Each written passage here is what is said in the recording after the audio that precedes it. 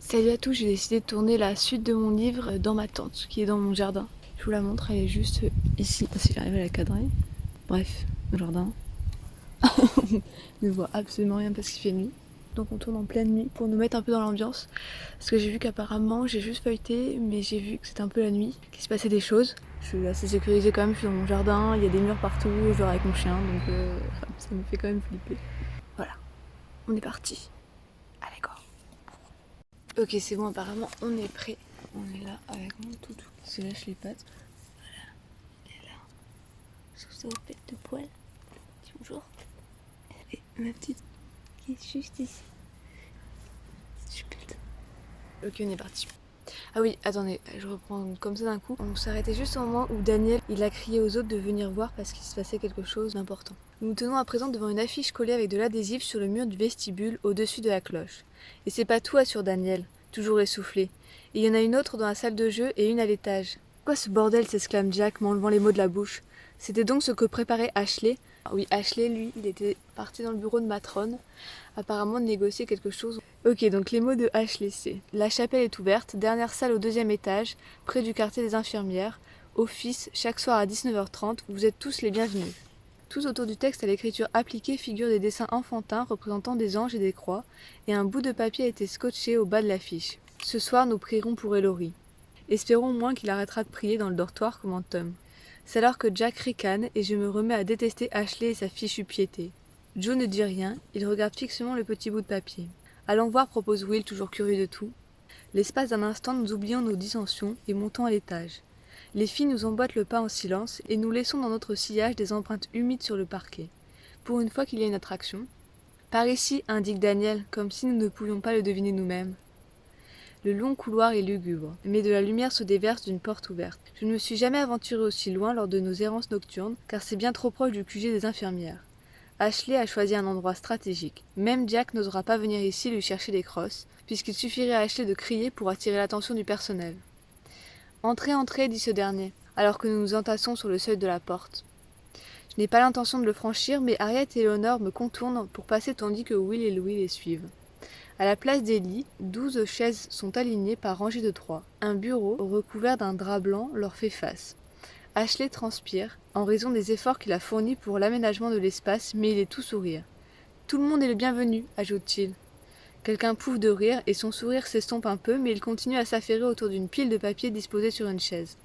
T'es vraiment dingue, toi, déclare Jack. Daniel éclate de rire. Je jette un coup d'œil par-dessus mon épaule et je vois Clara qui s'esquive. Je ne pense pas qu'elle soit très religieuse, mais elle ne doit pas non plus apprécier notre attitude agressive envers Ashley. Peut-être qu'après une semaine passée ici, elle comprendra mieux nos réactions. Quelle belle fenêtre, s'exclame Harriet en levant les yeux. Si vous êtes un peu perdu, parce que je sais que je mets énormément de temps entre deux histoires, le truc c'est qu'Ashley à chaque fois, il est très croyant. Et moi je mets le doigt dans le nez en tout calme. Il est très croyant et ça énerve assez ses compagnons qui vivent dans son dortoir. Parce qu'il fait toujours des réflexions par rapport à Dieu et que ça a du mal à passer des fois. Et il se moque de lui dans ce sens-là. Quelle belle fenêtre, s'exclame Harriet en levant les yeux. Elle a raison. Elle dessine un arc parfait au milieu du mur. C'est pour ça que je tenais à voir cette pièce, explique Ashley. C'est comme une fenêtre d'église. Il fait une pause. Tu pourrais la décorer avec de la peinture si tu veux. Matrone n'y voit pas d'inconvénient. On dirait que Matrone et toi ça marche bien, hein, lance Jack. Ça change rien, tu sais. Ashley ne répond pas. T'es toujours un déficient, précise Daniel. T'es pas différent de nous. Je sais, dit Ashley. Qu'il aille se faire voir, dit Choudin complètement divisé. Je déteste Ashley pour son initiative, mais il fait partie de notre dortoir, alors j'ajoute. Au moins ici, il se sentira chez lui. Ce sera mieux que traîner avec nous à tout prix. Je pivote sur moi-même et Tom m'imite. Oui, qu'il aille se faire voir, répète-t-il. Je comprends alors que je suis toujours le chef du dortoir 4. Après quoi le groupe se désagrège, chacun allant au bon lui semble. Will et Louis se mettent à courir en quête d'une cordelette pour leur marron, et quant à moi je me dirige vers notre dortoir. Dormir, voilà ce dont j'ai besoin. En fait c'est ma lumière qui fait des soubresauts. Attendez, je vais essayer de changer la lumière parce que c'est très gênant en fait. On va rester sur la petite si on est deux. L'air est plus froid cette nuit. Il s'immisce dans les vieilles pierres comme une brume invisible. Je suis restée au lit plus longtemps que de coutume, me demandant si on viendrait chercher Joe, mais l'ascenseur ne gronde pas et le plus grand calme règne dans le manoir. Dans la cuisine vide, je me prépare une tartine que je mange en contemplant le chêne de la cour. À présent, c'est une grande masse sombre sous le clair de lune. Le rez-de-chaussée est silencieux, la salle de jeu est vide elle aussi, Et je me demande si Clara s'est finalement décidée à prendre son comprimé pour dormir comme tous les autres, et à renoncer à explorer la nuit. Cette pensée devrait me soulager, et pourtant je sens mon estomac se nouer. J'ai envie d'aller écouter de la musique au casque comme Clara la nuit dernière, mais finalement je ne le fais pas. Je ne suis pas Clara. À l'idée de danser seule dans le noir, je me sens un peu crétin. Je remonte l'escalier, et mes pas me portent presque malgré moi vers la chapelle d'Ashley. Il affichait un sourire satisfait quand il est revenu au dortoir tout à l'heure, et bien qu'aucun de nous ne l'ait questionné sur son stupide office, il était visiblement content de lui. Je ne sais pas pourquoi, mais une partie de moi a envie de renverser les chaises de cette fichue chapelle. Et si, finalement, je les disposais différemment, histoire de faire peur à Ashley? Alors que je m'approche de la porte, j'aperçois une minuscule lumière tremblotante. Je comprends tout de suite que Clara m'a devancée. Cette fois, je ne rebrousse pas chemin. La nuit m'appartient, c'est elle l'intruse. Si quelqu'un doit partir, ce sera elle. Où t'as trouvé cette bougie? Elle me tourne le dos, penchée sur un morceau de papier qu'elle essaie de déchiffrer à la lueur de la flamme jaune. La bougie est fixée dans une coupelle placée sur le bureau, recouverte de la nappe blanche, et qui tente si pathétiquement de passer pour un autel. Elle était déjà là. J'ai juste apporté des allumettes de la cuisine. Elle n'a même pas sursauté quand je lui ai posé ma question. M'a-t-elle entendu venir ou bien s'en fiche-t-elle carrément? Elle pivote légèrement vers moi, toujours concentrée sur le papier qu'elle tient à la main. Pour Ellory, lit-elle, le frère bien-aimé de Joe, le fils de Marie et de Steven, membre du dortoir 7. Il essuiera toute larme de mes yeux et la mort ne sera plus. Il n'y aura plus ni deuil, ni cri, ni douleur, car les premières choses ont disparu. Apocalypse 21, verset 4. Ne me dis pas que tu crois à ces conneries mystiques, dis-je en reniflant. Elle secoue la tête et ses cheveux cuivrés brillent à la lueur de la bougie. Non, je crois en la nature. Nous mourrons, nous nous décomposons, nous nourrissons la terre, les plantes, les insectes, et voilà. C'est joyeux, dis-je d'un ton à la fois dédaigneux et décontracté. Cependant, ces paroles m'ont glacée, et je regrette de ne pas être restée dans la cuisine. Mais on est encore vivant pour l'instant, rétorque-t-elle en haussant les épaules. On n'est pas différent des autres? Bien sûr que si. Je crois d'ailleurs que c'est pour ça qu'on nous appelle les déficients. Mon ton est délibérément sarcastique, mais elle ne semble pas le remarquer. Non, on n'est pas vraiment différents, insiste-t-elle. Chaque jour est un nouveau jour pour tout le monde. Elle m'adresse un sourire, les yeux brillants, et poursuit. Qui sait? Demain, ils trouveront peut-être un remède à notre mal. Ou bien cette maison sera frappée par la foudre et nous mourrons tous brûlés. Enfin, il se peut aussi qu'un séisme détruise Londres demain et tous mes anciens amis d'école partiront avant moi. Tu comprends? Je lui souris malgré moi. Son discours n'est pas dépourvu d'une certaine logique. Elle regarde de nouveau le bout de papier. Enfin, pour Ellory, c'est râpé, ajoute-t-elle d'une voix douce. Harriet est allée à l'office et a dit qu'il n'y avait que Joe du dortoir 7. C'est triste, tu trouves pas? Ils auraient tous dû y aller, pour le soutenir. Ça ne marche pas comme ça ici. Mon sourire s'estompe. Elle ne comprend décidément pas le fonctionnement de la maison. Elle pense toujours que c'est comme avant, mais ce n'est pas le cas. Seulement, je ne suis pas certain que je pourrais expliquer les différences, quand bien même je le voudrais. Il faut les apprendre par soi-même. Je sens que je veux dire quelque chose de mesquin. La pique se forme sur ma langue, quand retentit soudain le son d'une cloche toute proche. Je me fige, le cœur battant à tout rompre. « Qu'est-ce que c'est » demande Clara. « Une alarme ?»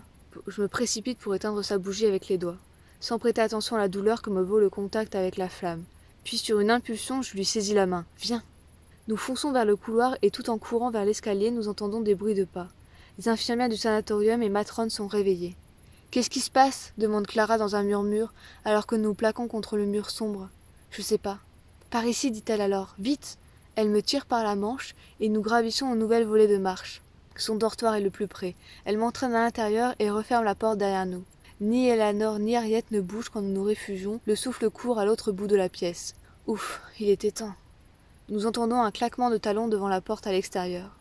Par la fenêtre, de la lumière se déverse alors dans la chambre et le crissement de roues s'enfonçant dans les graviers est nettement perceptible.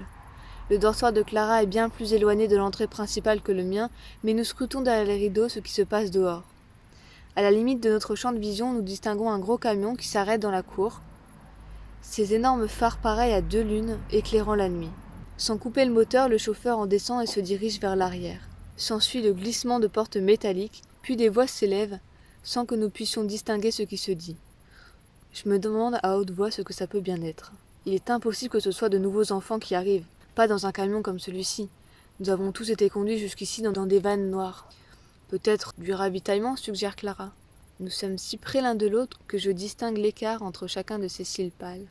Elle a la bouche entr'ouverte, et la vapeur qui en sort quand elle parle forme de la buée sur la vitre. On est au milieu de nulle part, poursuit-elle. J'imagine qu'ils se font livrer la nourriture et tout ce qui est nécessaire à notre entretien et celui de la maison. Tu n'as jamais vu ce camion avant? Je secoue la tête. Non, c'est la première fois. À ton avis, le déchargement va prendre combien de temps? Bah, un certain temps, c'est un gros camion. Donc, on est coincé ici, jusqu'à ce qu'il reparte et que tout le monde soit retourné au lit. Bah, sauf si personne ne se recouche. Dans ce cas, c'est la panade. On s'inquiétera le moment venu, tranche Clara. Si ça arrive. Elle frissonne. Il fait froid. Sur cette constatation, elle relâche le rideau et se dirige vers son lit, puis repousse les couvertures afin de grimper dedans.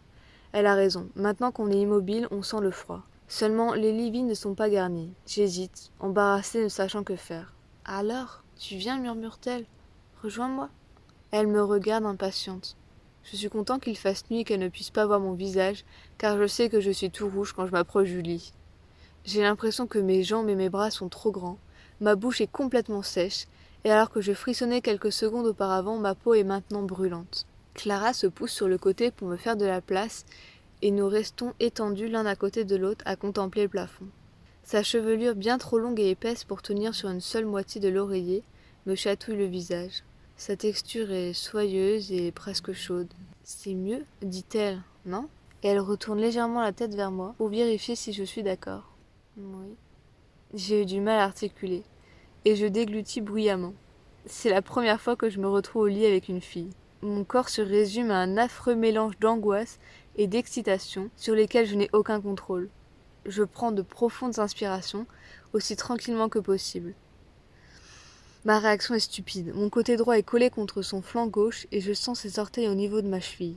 Sa peau est incroyablement chaude à travers son pyjama et je me rends soudain compte que cela fait des semaines que je n'ai pas été aussi proche de quelqu'un d'autre. Je perçois le moindre mouvement de son corps quand elle respire, de façon lente et régulière. Elle est manifestement très décontractée alors que je bataille pour faire circuler l'air dans mes poumons. Quand j'étais petite, commence-t-elle à voix basse, en penchant la tête vers moi au point que nos crânes se touchent, vers 10 ou 11 ans, je voulais que mes parents me mettent en pension dans un pensionnat pour filles. J'avais lu dans des livres pour enfants qu'on y faisait la fête à minuit, qu'on enfreignait les règles, qu'on s'y trouvait des amis pour la nuit, et qu'on vivait de grandes aventures. Et maintenant que j'y suis, ça ne ressemble pas vraiment à ce que j'imaginais. C'est drôle, non? Elle a toujours les yeux rivés au plafond, de sorte que ma terrible gêne régresse un peu. Je te garantis que tu ne pourras pas trouver de meilleur ami pour la vie que ceux que tu te feras ici.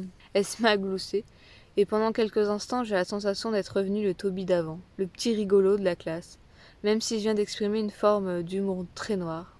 T'as raison, dit-elle, c'est un peu bizarre. Blague à part, ça m'étonne que tu sois pas allé dans un pensionnat UP, enchaînai-je, désireux de changer de sujet. J'ai entendu dire que ton père est un costume noir. Si, mon lycée était clairement sélect. Elle se met à jouer avec une mèche de cheveux. Elle est si longue que son bras pâle en est presque droit lorsqu'elle tire dessus. L'un des meilleurs, bien sûr, poursuivit-elle. Mais je n'étais pas pensionnaire. On ne peut pas contrôler un gamin qui est au pensionnat, n'est-ce pas? En revanche, si on le garde chez soi, il se doit d'être parfait. S'il m'y avait inscrite, j'aurais été libre de devenir moi-même. Elle sourit. Mais ils ont été bien piégés, tu ne crois pas? Je suis enfermée très loin d'eux à présent. Je suis déficiente. Mon pauvre père, t'aurais dû voir sa tête quand ils sont venus me chercher. Franchement, ça en valait la peine.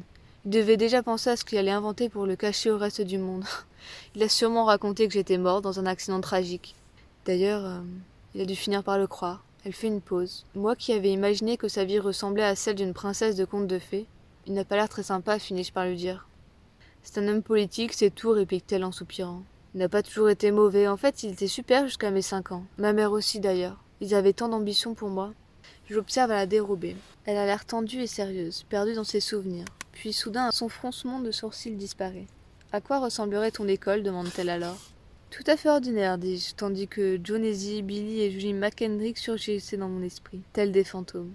Normal, je m'y ennuyais souvent. Je ne veux pas y repenser. Je veux pas repenser à ces longues et chaudes journées, à jouer au football et à traîner. Dans la nuit froide, même avec Clara à mes côtés et mes sens qui frémissent sans que je puisse les contrôler, je donnerai tout pour revenir en arrière. Je m'en irai et je les laisserai tous mourir ici sans le moindre remords. Si seulement je pouvais rentrer chez moi sain et sauf, j'oublierai leur nom en quelques jours. Ils disent que ça fait saigner les yeux. Il doit y avoir une erreur.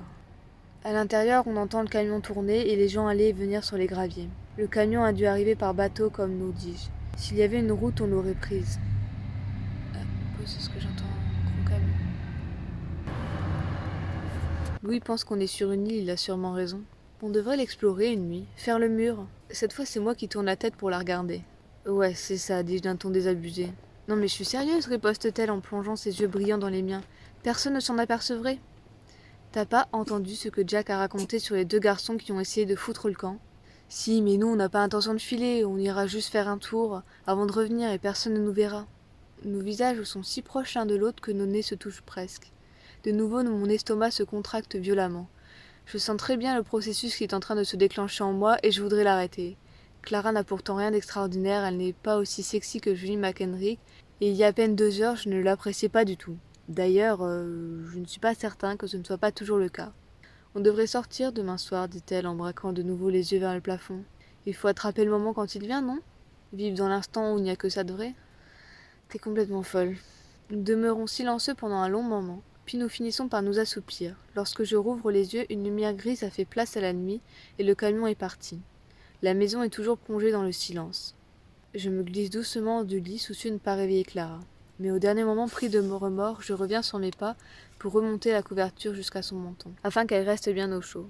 Un demi-sourire mat naît alors sur ses lèvres quand elle se pelotonne en dessous, yeux clos. « Je te l'avais dit, » susurre-t-elle d'un ton tranquille. « Tu m'avais dit quoi?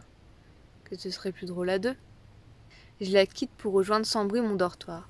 Aucune trace des infirmières ni de matrones, pas plus que de leurs activités nocturnes. Le manoir a retrouvé son état imperturbable, retranché du monde. Mon lit me semble froid et peu familier quand j'enlève mes chaussettes pour me glisser entre les draps. Elle est folle, me dis-je. Ce serait vraiment du délire de faire le mur. Et pourtant mon cœur cogne très fort et je n'arrive pas à trouver le sommeil. En tout cas, je peux dire que j'ai choisi le bon passage pour être dans ma tente puisque ça se passe la nuit. Et depuis tout à l'heure, j'entends des bruits très très bizarres. Il y a vraiment une vie nocturne dehors. Des animaux ou je sais pas quoi. C'est ma famille qui est sortie, on va me faire flipper, mais il se passe quelque chose. Peut-être mon deuxième chat qui est là. Même si Clara n'a pas dormi une seule nuit depuis son arrivée ici, c'est la première fois au petit déjeuner que j'ai l'impression de partager un secret avec elle, au lieu d'avoir le sentiment qu'elle m'en vole un. Nous n'échangeons pas un regard tandis que les élèves des différents dortoirs arrivent au réfectoire. De son côté, elle rit et plaisante avec Tom quand ils se retrouvent tous les deux en même temps au buffet. Il en revient un peu rouge et visiblement satisfait de lui-même. Et d'une certaine façon, je le suis moi aussi. « Quelqu'un veut du lait ?» demande Tom. « Pourquoi t'en as pris si t'en veux pas ?» rétorque Will. « Parce qu'il est dans la lune à cause de Clara » dit Will en ricanant. « Pas du tout » se défend Tom. « J'ai juste changé d'avis au cours de route. » Ouais, c'est ça, ouais. Tom est soudain si rouge qu'on jurerait qu'il a de la fièvre. Je n'y prête pas attention. Will n'a rien dit de ce que je soupçonnais déjà. « Eh, regardez plutôt Joe » s'exclame Will en désignant du menton la table du dortoir 7. Je me mets à observer et Tom se retourne sur son siège pour l'examiner lui aussi. Les 3 autres garçons du dortoir 7 se sont regroupés à un bout de la table, le laissant tout seul à l'extrémité opposée. Ils discutent entre eux comme s'il n'existait pas. Jack au centre, encadré de Daniel, qui rayonne d'être soudain tout près de lui, et d'un garçon noir qui s'appelle Albie et qui passe son temps à jouer du jazz sur un saxo dans la salle de musique. Si les infirmières ne s'étaient pas rendues compte que Joe était malade, elles devraient être au courant maintenant. Non seulement Joe est isolé de ses compagnons de dortoir, mais il a les épaules affaissées et il prend avec apathie des bouchées successives de céréales. Il tressaille quand il avale et son nez est si bouché qu'il doit reprendre sa respiration par la bouche pour mastiquer. On a l'impression de revoir Ellory, sauf que personne cette fois-ci n'est là pour protéger Joe. Une chaise grince près de moi alors qu'on la repousse en arrière. C'est Ashley qui se lève. Au début, je crois qu'il va se resservir au buffet, mais il se saisit de son assiette et de sa tasse de thé, bouche pincée. « T'as fini ?» Il ne répond pas.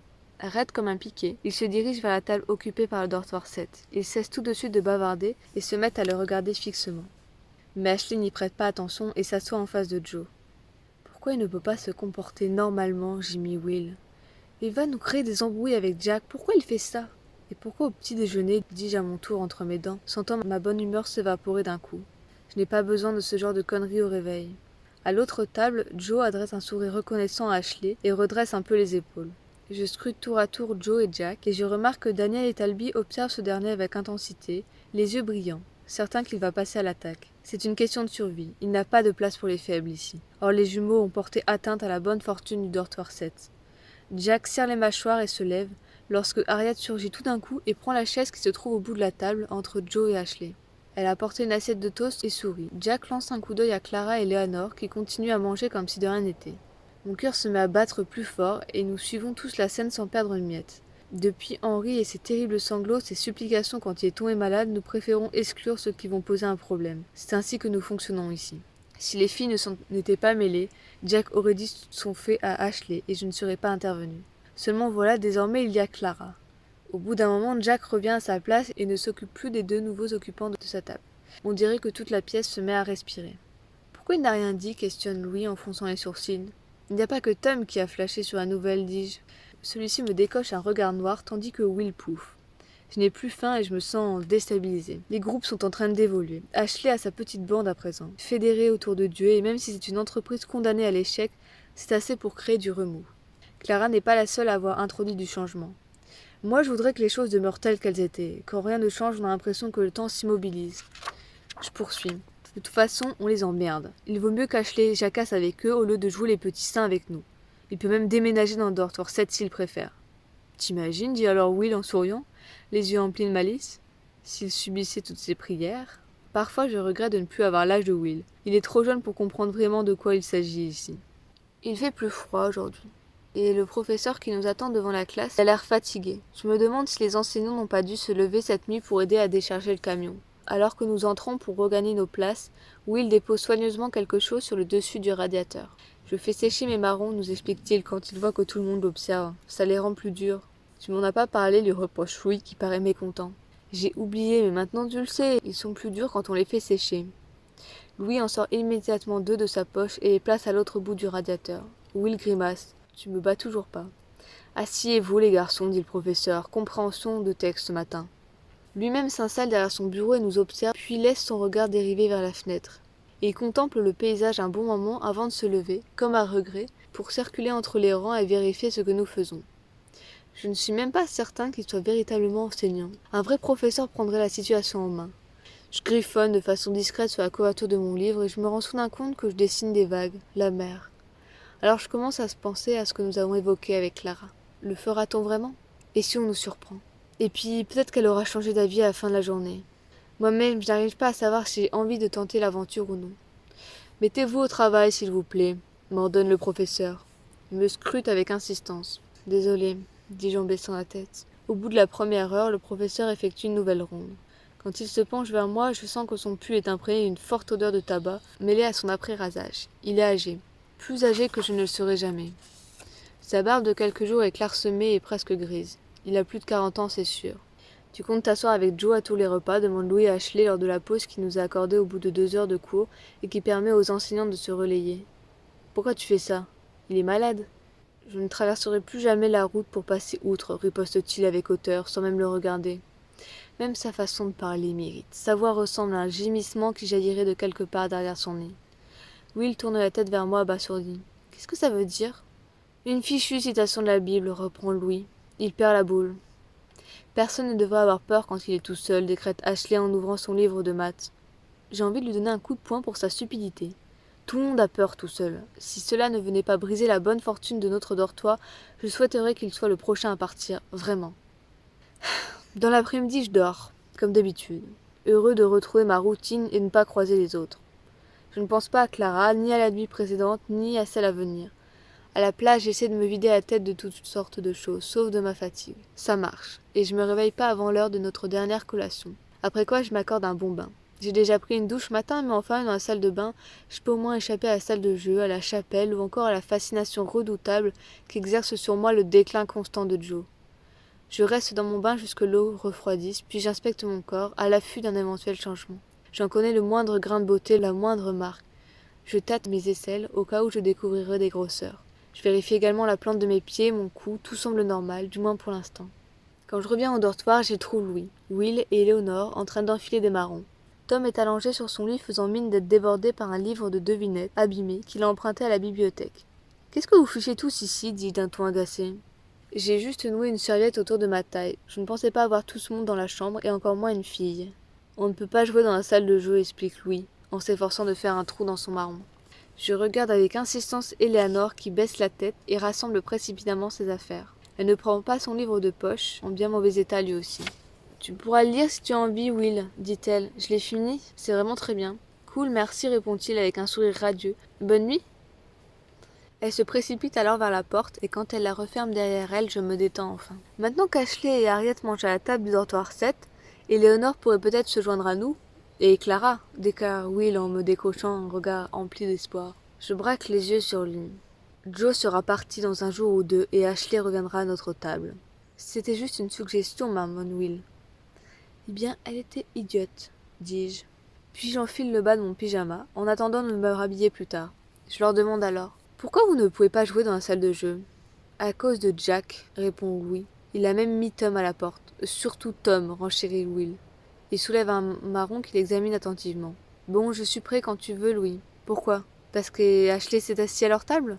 Je suis sûr que Jack mijote sa vengeance, dis-je. Non, il a viré tout le monde, m'informe Louis. Il y en a qui sont allés dans la salle de musique, mais nous, on a décidé de venir dans le dortoir. Il s'est enfermé dans la salle de jeu avec Clara, déclare alors Tom. Il mate une vieille comédie. Il regarde fixement son livre, mais il est manifestement très énervé. Il ne voulait pas qu'il y ait d'autres personnes, précise-t-il. Je ne savais pas qu'elle l'aimait bien, dis-je d'un ton aussi dégagé que possible, les yeux rivés à mes pieds. Je n'ai pas envie que les autres remarquent les rougeurs qui se sont formées. Je le sens sur mon visage. Jack et Clara sont donc en train de regarder un film tout seuls. On dirait un rendez-vous. Oui, c'est comme ça que je le prends et ça me fait bizarre. Ils ont fait la vaisselle ensemble, ils sont ressortis de la cuisine couverts de mousse et en riant, m'apprend Louis. Son marron heurte alors celui de Will, sans l'abîmer, et ce dernier sourit. J'aime bien Clara, décrète-t-il. On s'ennuie moins depuis son arrivée. J'approuve. Je pensais que la vaisselle se faisait entre gens du même dortoir, commande Tom. Qu'est-ce qu'il fichait avec elle? Il faut que j'aille vérifier la liste des corvées pour savoir qui Jack a soudoyé pour échanger sa place avec lui, afin de partager sa tâche avec Clara. Étendu sur mon lit, j'écoute Will et Louis bavarder et rire tandis qu'ils fabriquent leur collier de marron, tout en me demandant ce qui se passe dans la salle de jeu. Est-ce que Jack partage lui aussi un secret avec Clara? Est-ce qu'elle l'apprécie? Après avoir d'abord souhaité qu'elle aille au diable, j'éprouve à présent une curieuse impression de trahison. Bien sûr, elle n'a pas lieu d'être. Je repense à Julie McHenry et à Billy. Ah non, je ne vais quand même pas recommencer le même scénario. Cependant, va-t-elle lui conseiller d'arrêter de prendre les comprimés qu'on nous donne pour dormir? Je me sens pâlir à l'idée que Jack surgisse dans la cuisine la nuit, puis s'en aille parader avec Clara. Mais le pire dans tout ça, c'est que Jack est incapable de garder un secret. Si elle lui confie que nous ne dormons pas la nuit, toute la maison sera au courant. Je ferme les yeux. Peut-être que cette nuit, je ne me montrerai pas. Je me retrancherai simplement dans ma bulle rassurante de solitude. De toute façon, elle n'est pas si belle que ça. Qu'elle aille se faire voir. Ils peuvent bien coucher ensemble, je m'en balance. Ok, c'est là que je m'arrête pour l'instant. Qu'est-ce que je peux dire sur le chapitre? Clairement, on voit du coup que, comme on s'en doutait au chapitre précédent, notre héros, Toby, devient très très proche de Clara. Je pense qu'il est carrément amoureux d'elle. Même s'il veut lutter contre ce sentiment qu'il a déjà connu, puisqu'il était très attiré par Julie McHenry, qui est très jaloux du fait que Billy, un autre garçon de sa classe, se tourne aussi autour. Donc il est un peu énervé de se retrouver dans la même situation. Après, on a vu qu'il y a un camion qui vient la nuit. Donc encore bizarrement, pendant que les enfants dorment.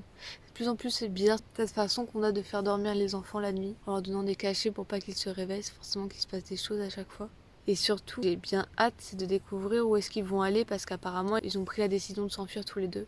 Enfin, ils n'ont pas encore pris la décision, mais ils pensent à s'enfuir tous les deux hors du manoir, et je pense que ça va arriver. Clara et Toby au moins, peut-être que Jack va venir avec eux, comme il se rapproche aussi de Clara. Et on a aussi Ashley qui lui est en train de se faire un peu sa bande à part, et d'un autre côté il s'occupe des Laurie, il s'occupe de Joe. Putain, je me suis perdue entre les deux. Joe, donc c'est Laurie qui est mort et il s'est rapproché de Joe. Et en même temps je trouve ça hyper triste que Joe le laisse à l'écart, le pauvre il vient de perdre son jumeau, maintenant il est en train de mourir à moitié lui-même. J'ai trouvé à la fois assez égoïste, en même temps c'est des enfants, et à la fois en même temps je les comprends parce que s'ils commencent à pleurer à chaque fois qu'un de leurs amis meurt, sachant qu'il va leur arriver la même chose, ça doit être très très difficile à vivre. De se retrouver comme ça d'un seul coup, arraché à ses proches en sachant juste qu'on n'arrivera jamais à la maturité et qu'on va tous mourir les uns après les autres, en plus en souffrant assez fort à chaque fois. Bref. J'espère que le tournage dans la tente vous a plu. Je sais que la luminosité n'est pas top. Allez, je vais me coucher, j'ai enfin fermé la lumière parce que mon chien n'en peut plus de cette luminosité. Ma chatte, elle a juste envie de casser l'attente. Bonne nuit à vous. Et je vous retrouve pour la suite. J'essaye de raccourcir le temps d'attente entre chaque chapitre.